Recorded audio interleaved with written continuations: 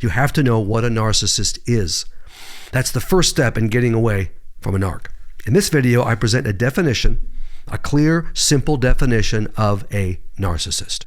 Welcome back to the Enough is Enough podcast with Dr. David E. Clarke. I am Dr. David E. Clarke, in case you didn't know. Today's topic, what is a narcissist? To come out of the fog and start your escape process from the narc, you have to know what a narcissist is. That's the first step in getting away from a narc.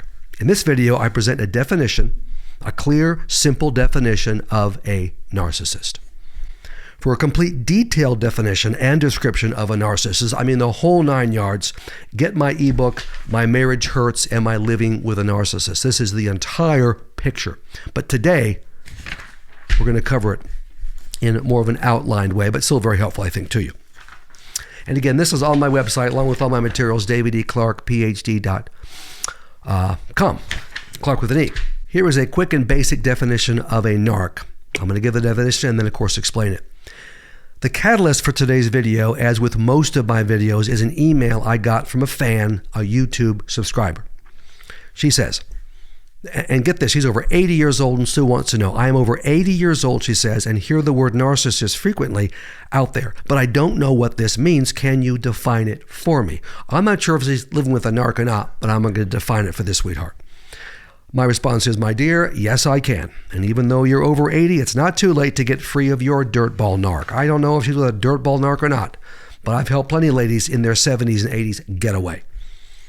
Here's my basic definition of a narcissist. A spectacularly selfish, controlling, manipulative, Satan-controlled dirtball who, to protect and please himself, slowly destroys his spouse and children. Now, as most of you know, I usually refer to the narc as a man. The narc can just as easily be a woman, so don't panic. Those of you guys are thinking, yeah, but I'm married to a narc. Yeah, I get it. Same principles. Let me walk you through my definition. First, spectacularly selfish. Not just selfish, spectacularly selfish. It's all about the narc. His needs are all that count. Your needs don't even register at all. He craves attention. He must be in the spotlight. God forbid you or anyone else hogs the spotlight or steals any of it. This is why the narc often isolates you from your family and friends. He will have no competition from others. He worships himself and expects you to worship him too. When I say worship, I mean worship. He elevates himself, constantly reminding you of his many impressive qualities and achievements. Even when he helps others, it's about him. He wants to look good and he wants to be praised, desperate for praise. The narc, in marrying you, married way beneath him, he thinks. You are so lucky to have him as your husband, he thinks. Never forget that. Actually, you'll never be able to forget that because the narc won't let you forget that. Second, controlling. One of the hallmarks of a narc is control. The narc is in charge of your marriage. He makes all the decisions. Everything is his way. Your input is not only not needed, it is offensive to the narc. Don't bother sharing it. You'll draw back a nub. He doesn't want to hear from you. He's brilliant, and he has to be in control. Who cares what you think? Compared to him, who is a genius, you're an idiot and need to follow his orders. The narc loves to control every aspect of your life. What you wear, what you cook and how you cook it, what you say and how you say it. You better have the right tone of respect and reverence too. Narcs are very big on tone. Who you have contact with, how you raise your kids, whether they are his kids or not, doesn't make any difference. How you spend his money, and it's all his money. Even if you make more than him, doesn't make any difference. It's his money. Your money is his money, and his money is his money. The narc banks all his nice behavior to you, stores it to be used later to get what he wants. It's not just because he's a nice servant. Oh, no. It's going to use it as leverage. He'll trot out the nice things he's done. Hey, remember last year when I fill in the blank? Remember 6 months ago when I fill in the blank? Remember 5 years ago when I fill in the blank? Every nice behavior has a price tag. A key part of the narc's control is the trauma bond he creates.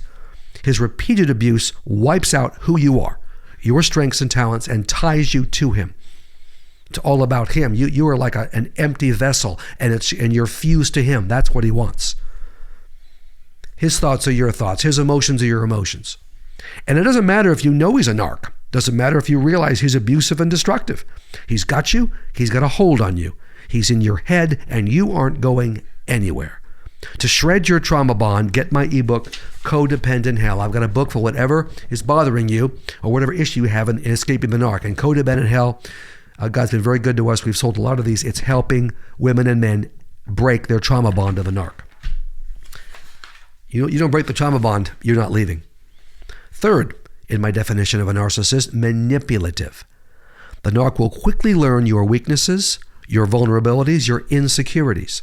He doesn't learn them to love you better, to protect you, and to build you up and help you overcome those weaknesses. Far from it. He learns them to use them against you. The narc manipulates you in many ways.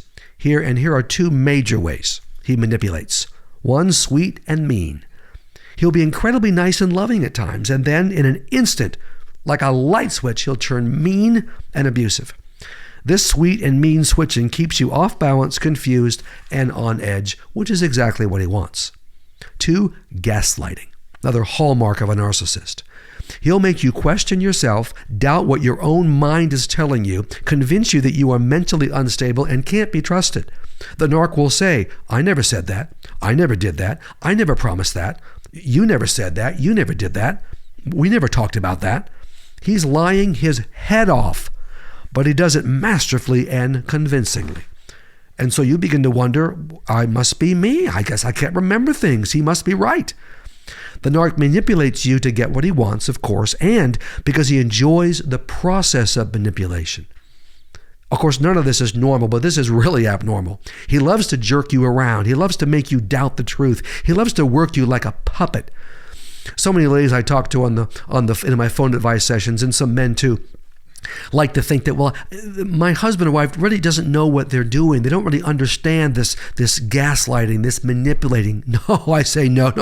Au contraire. They know exactly what they're doing, and they're loving it. Okay, the fourth quality of the narc, in my definition, is Satan-controlled.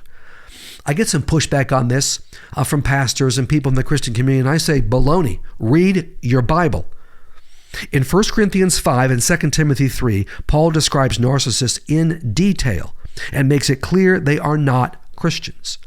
In 1 Corinthians 5:11, Paul says, calls himself a brother, referring to the narc. Calls himself. He's not a brother, not a Christian. In 2 Timothy 3:8, Paul describes narcs as men of depraved minds, who, as far as the faith is concerned, are rejected. Okay, not a Christian. There is no other way to explain the evil done by the narc than to conclude he is not a Christian. The narc will often pretend brilliantly to be a Christian, especially a covert narc. As Paul indicates in 1 Corinthians 5 and 2 Timothy 3, he will attend church, he'll get involved at church, he'll be loved by everyone at church. This man should be considered for sainthood. But the narc, who is his own God, does not know Jesus and is wide open to Satan and his demons. He's a tool of Satan. Not just a tool, which he is, but a tool of Satan. Next to my definition of a narc, fifth, dirtball. A term I, of course, love to use if you listen to my videos. I could have used the word person or individual or human being, but the narc, small n, doesn't deserve any of these normal terms. He or she is a dirtball, small d. Sixth, to protect himself. The dirtball narc is massively insecure inside, and so he is extremely sensitive.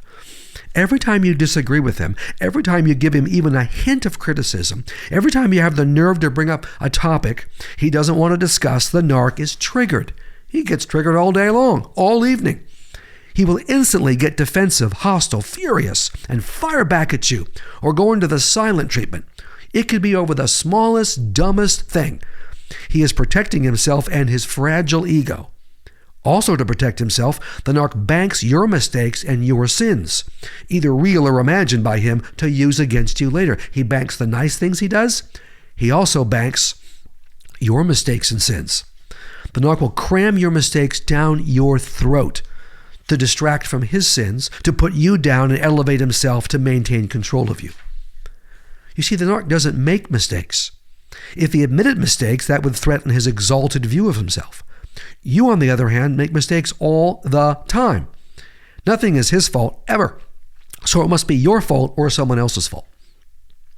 The narc believes the marriage would be great if you would change. It's always you have to change. He's fine. He's a gem. He's perfect. He's so loving and caring and understanding.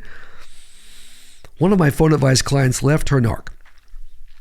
Good, but against my advice, she met with him to discuss the marriage. Bad idea.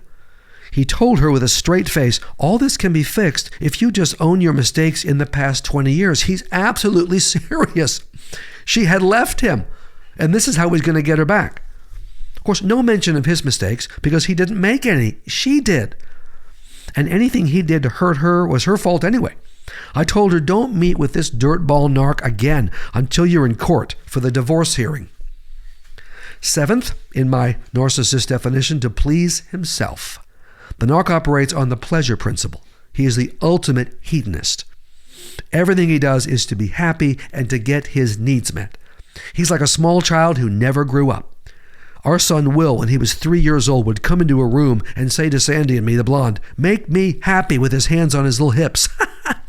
This is fine when you're 3, not when you're an adult, like the narc.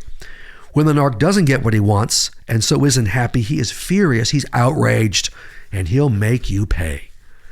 And the narc is only happy temporarily, never consistently. He is never satisfied. He will never know true joy.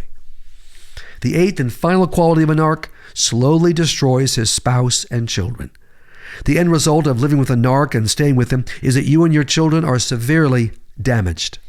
The narc's relentless, never-ending abuse tears you and your children to shreds. The most abusive damage is, in fact, to your children, not to you. Your boys become narcs like him. Your girls date and marry narcs. Worst of all, the narc turns your kids against you. And this is why I wrote this brand new video series that we're having a tremendous reaction to, The Narcissist Unmom Me. If the narc has turned your children against you, children of any age, that is the video series for you, The Narcissist Unmom Me. But again, continuing, you stay long enough with a narc, you're going to lose your kids. They have no respect for you. They won't listen to you. They won't obey you. They will abuse you. They will reject you. They will choose to have a relationship with the narc and not you. You see, he's over years turned them against you. Brainwash them. Now, to get my complete detailed description of a narcissist, overt and covert, get my ebook, My Marriage Hurts. It is laid out in detail. If you want to know for sure, and I think it's important to know for sure, because once you know for sure, then you can get away from him. If you know someone who you think is living with a narc, this is the tool for them. And if you want to join our anti-narc, anti-dirtball narc team, we'd love to have you subscribe to my YouTube channel. Dr. David E. Clarke with an E, signing off.